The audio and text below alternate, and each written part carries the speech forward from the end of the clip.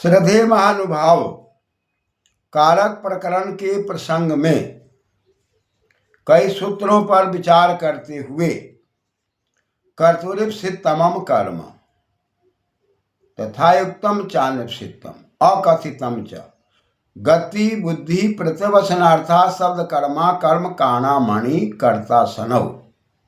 इन सूत्रों के विचार के क्रम में आज हम लोग विचार करेंगे गत्यर्थक धातु होने के बाद, बुद्ध्यर्थक धातु होने के बाद और भक्षणार्थक धातु होने के बाद या शब्द कर्मा होने के बाद या अकर्मक धातु होने के बाद यदि नीच प्रत्यय लगता है तो क्या होगा। इस पर हम लोगों ने पहले विचार किया था कि गत्यर्थक धातु यदि है और गत्यर्थक धातु के प्रयोग में यदि नीच प्रत्यय नहीं है तब वह कर्ता है और नीच प्रत्यय के प्रयोग होते ही वह कर्ता कर्म संज्ञक हो जाएगा। मानवकः ग्रामं गच्छति, यहाँ पर गत्यर्थक धातु है, मानवका शब्द कर्ता है और ग्रामम कर्म कारक, कर्मणि द्वितीया से द्वितीया है। ऐसी परिस्थिति में जब हम लोग विचार करेंगे गम धातु में नीच प्रत्यय का प्रयोग करेंगे तो गमयति हो जाएगा। तब मानवक शब्द जो कर्ता है इसमें द्वितीया व्यक्ति हो जाएगी, मानवकं ग्रामं गमयति। इस पर हम लोगों ने विचार किया। पुनः बुद्ध्यर्थक पर विचार किया कि मानवकः धर्मम बुध्यति, मानवक को धर्म बताया जा रहा है या मानवक धर्म को जानता है। तो ऐसी परिस्थिति में बुध्यति की जगह पर यदि नीच प्रत्यय कर देंगे तो बोधयति क्रिया का रूप बनेगा। तब वहां पर मानवका शब्द में कर्म होकर के द्वितीय व्यक्ति होकर मानवकं धर्मम बोधयति। इस पर भी हम लोग विचार कर चुके हैं। और प्रत्यवसनार्थक में भोजन की बात आती है, खाने की बात आती है।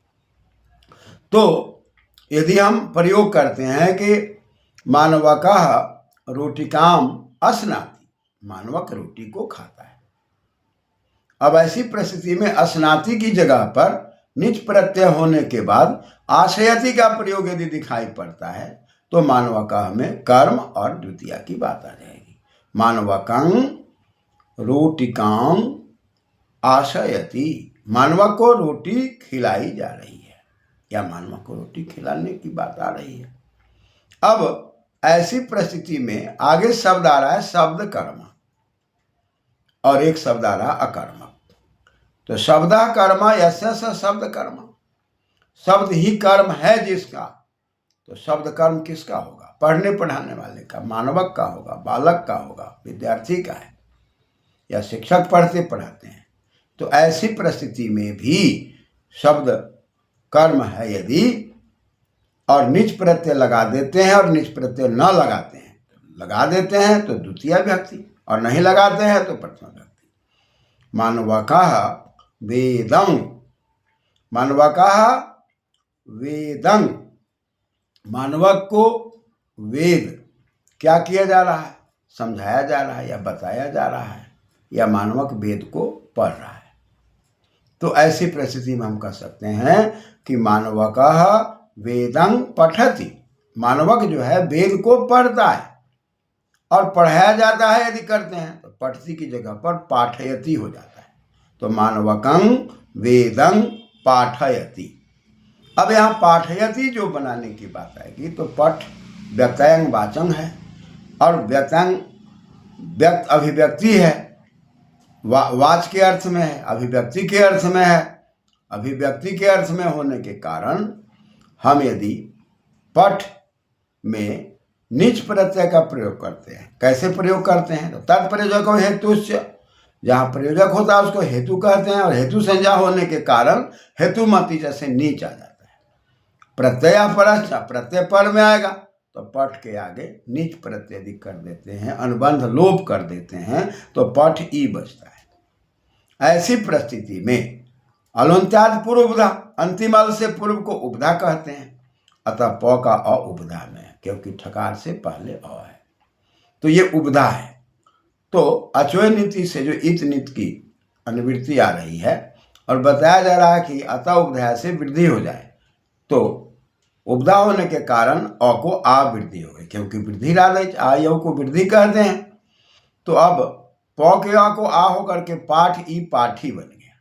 पुनः ये धातु है, सनातनता धातु से पुनः ये धातु संज्ञक है, और जब ये पुनः धातु संज्ञक है तो ऐसी परिस्थिति में धातु का अधिकार में जाना है, और धातु संज्ञक होने के बाद वर्तमान लट से लट लगना है, कर्तरी सब से सप लगना है, अनुबंध लोप हो गया। अब हमारे सामने पाठी और ती बच गया।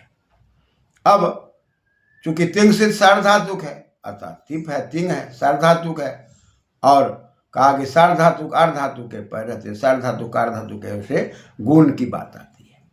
तो पठी को गुण होगा तो अधेंग गुण आ जाएगा, पठी को ई को ए हो जाएगा, पठे हो जाएगा, और संधि का प्रसंग जब आ जाएगा तो एचो यवय आवश्य ए को अय हो जाएगा।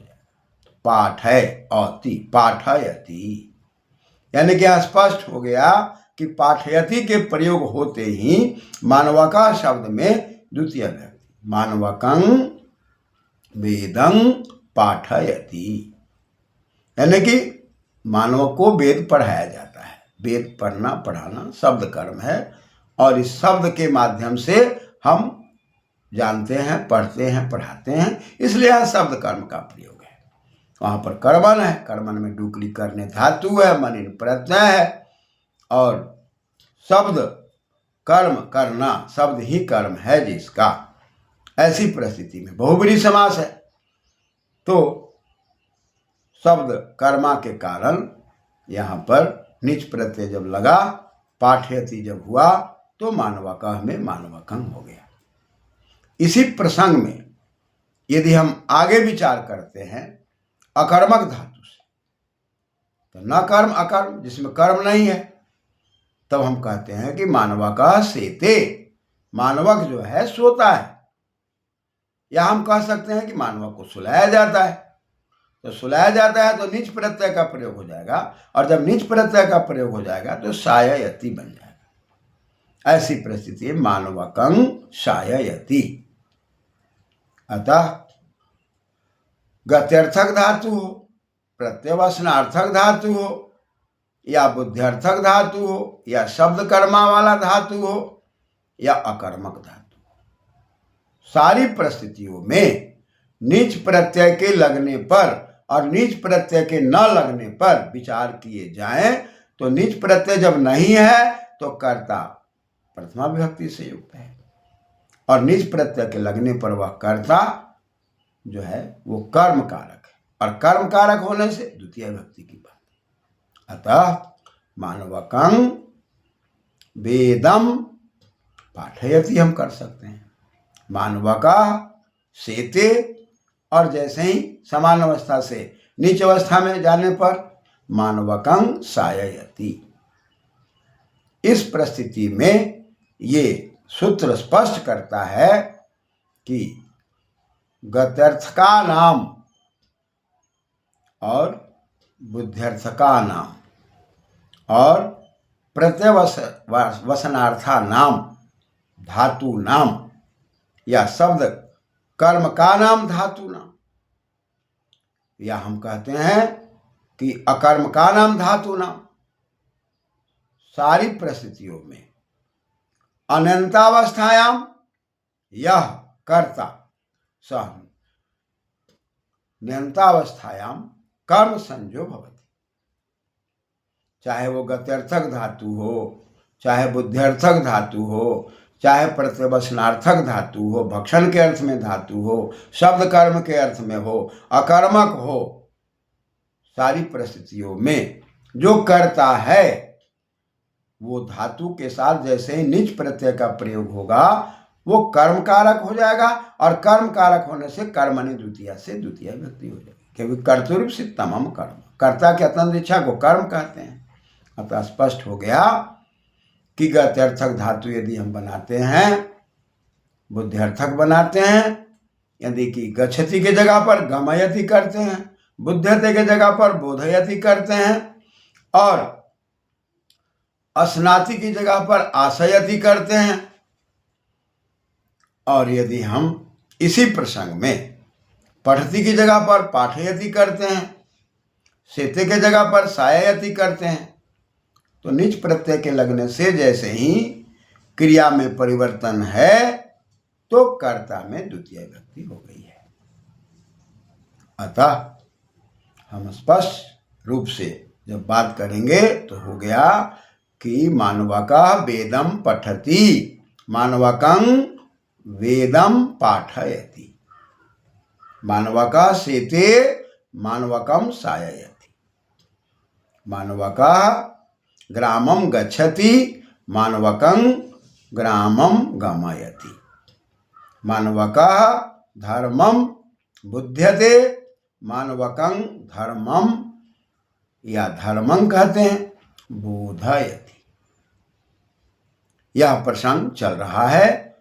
ऊपर से जो हम लोगों ने बातचीत किया कि इष्ट हो अनिष्ट हो और कहा जाए न कहा जाए तो भी कर, लेकिन यहाँ पर प्रसंग आ गया कि गत्यर्थक बुद्ध्यर्थक प्रतिवचनार्थक शब्द कर्म और अकर्मक ये सब धातु हो तो वह कर्ता नीच के लगते ही कर्म कारक और द्वितीय विभक्ति से युक्त होने की बात आ जाएगी। तो अब हम यदि इस पर बात करें तो स्पष्ट शब्दों में हम कह सकते हैं कि गत्यर्थकानाम बुद्ध्यर्थकानाम या प्रत्यवसनार्थकानाम,